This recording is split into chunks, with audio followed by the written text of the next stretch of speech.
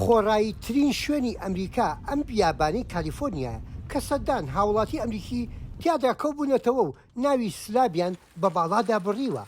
شارێک لەم سەردەمی تەکنەلۆژیایە دوور لە هەموو خزمەت گوزاریە، نە ئاوی پاک، نە کارەباو، نە ئاوەڕۆ، لا سیر نەبێت بۆ هەموو پێداویستێک پشتیان بە خۆیان بەستووە.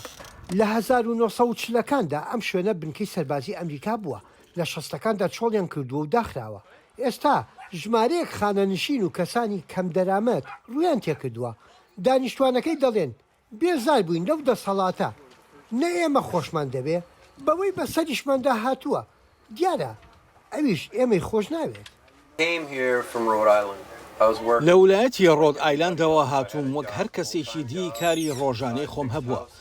ماوەیەک لە چاکردنی ماڵان یان لەسەر بار هەڵگر کارم کردووە. بێزار بووم لەوەی کە ئەوەی دەستم دەکەوێت بیخەمە گیرفانی کەسی ترەوە. هیچ کاتێکیش کەس پاری نەدەخستە گیرفانی منەوە. وەک دەزانن هەموو مانگێک کام و چە دووەردەگرت هیچت لێ نەدەمایەوە. بێزار بووم.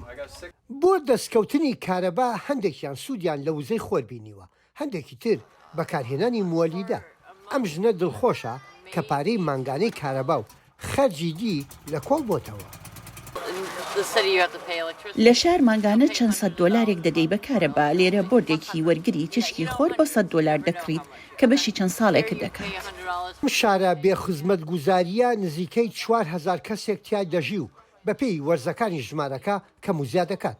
هەرویستت نیشتە جێبیت بڕۆ پارچەیەک زەوی ئەو بیابانە بکە بە ماڵ. خەڵکی جیاواز لێرە نیشتەجێن، ڕێگەی جیاوازیش بەکاردهێنن بۆ دەستکەوتنی پێداویستی و خۆراک. بۆ دەستکەوتنی هەندێک شت پێویستیت بە پارە نییە، زیاتر پشت بە ئاڵوگۆڕ دەبەستن.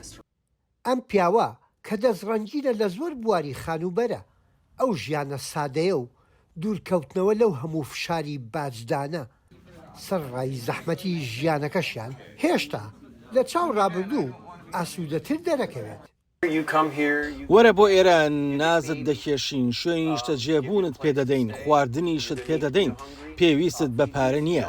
هەر کەس یارمەتی بوێ من ئامادەم. لێرە شتەکان پشت بەخۆ بەستنە هەرچەندە قورسە، بەڵام هەستێکی خۆشت دەداتێ. هەموو ڕۆژێک زەردەخەنە لەسەر ڕوخسارتە. لە کونجێکی ئەو دنیا فراوانەی ئەمریکا کۆمەڵێک ئەمریکی پشتیان لە هەموو خزمەت گوزاریەکانی حکوومەتەکەیان کردووە.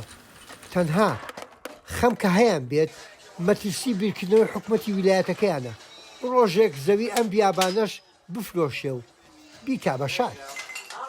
یەحیا بەرزنجی دەنگی ئەمریکا بۆ راپۆرتی جینیا دوولۆ لە کالیفۆرنیاوە.